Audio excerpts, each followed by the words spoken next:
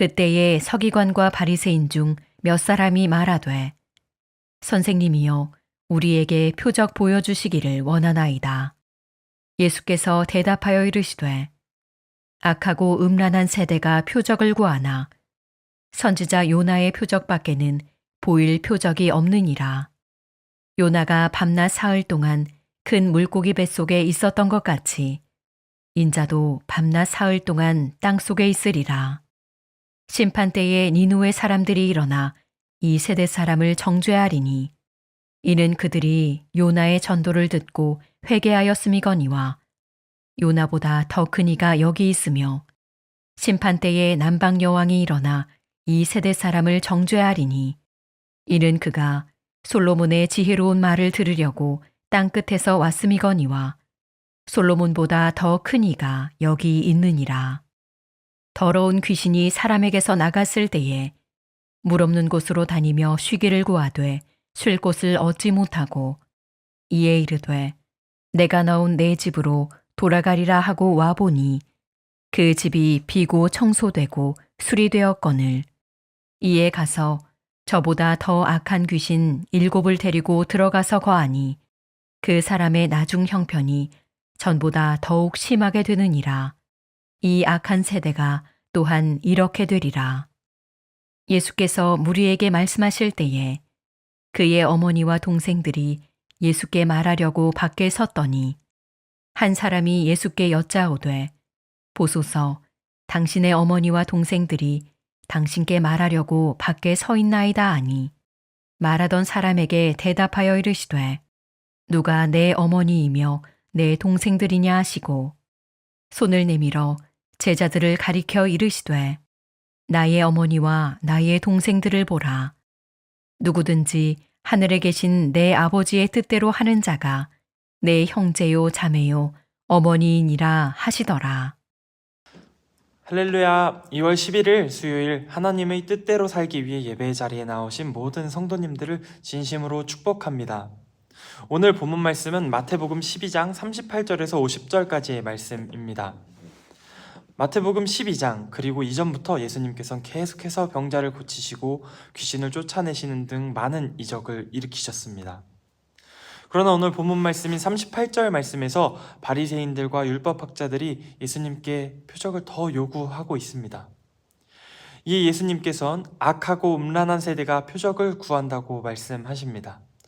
또 요나가 사흘 동안 물고기 뱃속에 있었던 사건을 조명하시면서 인자도 사흘 동안 땅 속에 있을 것을 넌지시 예언하십니다.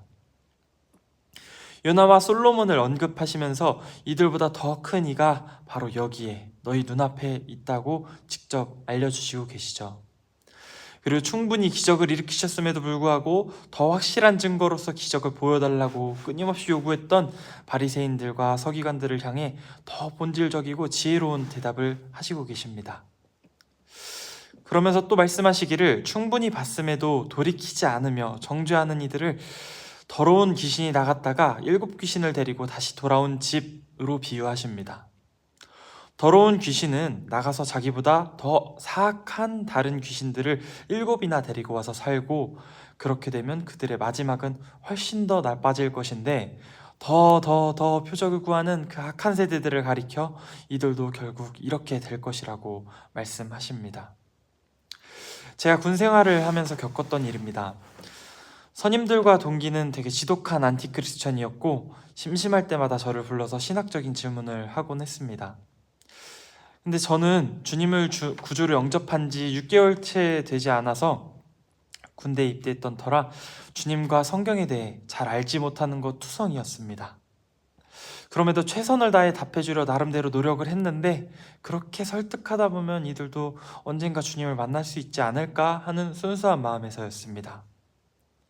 그러나 단 한 번도 솔깃조차 하지 않는 이들을 보며 지금 궁금해서 질문해야 하는 게 아니라 그저 놀리는 게 재밌으니까 당황하는 게 재밌으니까 그냥 굳이 질문하는 거라는 걸 깨닫게 되었습니다. 전도하려 노력했지만 믿지 않기로 작정한 그들을 바라보면서 차라리 복음에 대해 예수 그리스도에 대해 관심이 없는 사람들이었다면, 혹은 아예 모르는 사람들이었다면 차라리 나았을지도 모르겠다는 생각을 했었던 것은 사실입니다. 창세기 1장 1절에 태초에 하나님이 천지를 창조하시니라로 기록된 것에는 놀라우신 하나님의 지혜가 돋보입니다. 하나님이 천지를 창조하셨다고 인정하고 고백하지 않으면 이 말씀은 그저 하나의 책에, 성경은 그저 하나의 소설에 불과하다고 느낄 수 있기 때문입니다. 하나님의 말씀은 주님께서 계시해 주시지 않는다면 저희는 결코 알 수도 깨닫게 될 수도 없습니다. 다시 본문 말씀으로 돌아와서 참 하나님이시며 사람의 몸을 입고 이 땅에 오신 예수님께서는 이 악한 세대를 향해 나중 형편이 전보다 더욱 심하게 될 것을 예언하십니다. 그리고 이들에게 간접적으로 회개를 권하고 계시죠. 그리고 예수님께서 이들과 이런 대화를 하고 계실 때에 예수님의 어머니와 형제들이 밖에 서 있었습니다. 그리고 기다리던 그들을 본 사람이 예수님께 와서 어머니와 형제들이 기다리고 있다고 전합니다. 예수님께서는 누가 내 어머니이고 내 형제들이냐 물으시며 제자들을 가리키며 말씀하십니다. 이들이야말로 내 어머니이고 형제들이며 아버지의 뜻을 행하는 사람이야말로 예수님의 가족이라고 하십니다. 혈육만 가족이 아니라 같은 하나님 나라의 자녀들로서 가족을 말씀하시고 계신 것이죠. 행함이 없는 믿음은 죽은 것이라고 야고보서에서 말씀하고 계십니다. 여기서 행함은 율법적인 행함을 뜻하는 것이 아닌 예수 그리스도의 제자로서의 자녀로서의 삶을 살아가는 것, 그리고 그 길을 따라 걷다 보면 자연스럽게 행하게 되는 그 충성을 의미합니다. 믿음이 생기면 생길수록 예수님께서 먼저 가신 그 길을 힘써 따라 걸어야 합니다.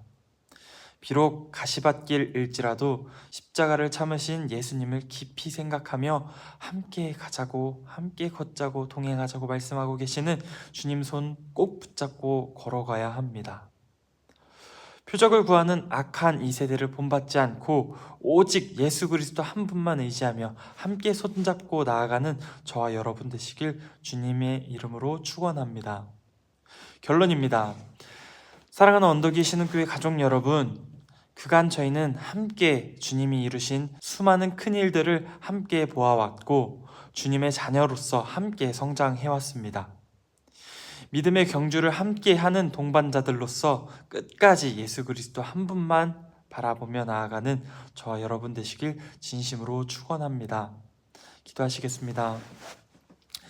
하나님 아버지 감사합니다. 오늘 말씀을 통해 하나님께서 주신 말씀 10년 가운데 깊이 새겨 악한 세대를 본받지 않고 오직 예수 그리스도 한 분만 의지하며 나아가는 저와 언덕위 신흥교회 되길 간절히 소망합니다.